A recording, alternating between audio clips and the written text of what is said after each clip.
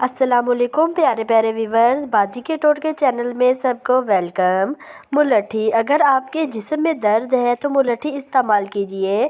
اگر آپ کو پخانہ کھل کر نہیں آ رہا تو ملٹھی استعمال کیجئے۔ اگر آپ کو کھل کر پیشاب نہیں آ رہا تو ملٹھی کھائیے۔ اگر آپ کے معدہ میں جلن ہوتی ہے تو ملٹھی کھائیے۔ اگر آپ کے پٹھے کمزور ہیں تو ملٹھی کا استعمال کیجئے۔ اگر آپ سینے کے امراض میں مبتلا ہیں تو ملٹھی کھائیے۔ حلق کی سوجن کو ختم کرنے کے لیے ملٹھی کھائیے۔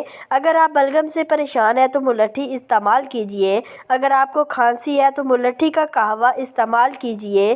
اگر آپ کو گرمی کا احساس بہت ہوتا ہے تو ملٹھی کو پانی میں بھگو کر پھر چھان کر استعمال کیجئے، اس سے گرمی کی برداشت پیدا ہو جاتی ہے۔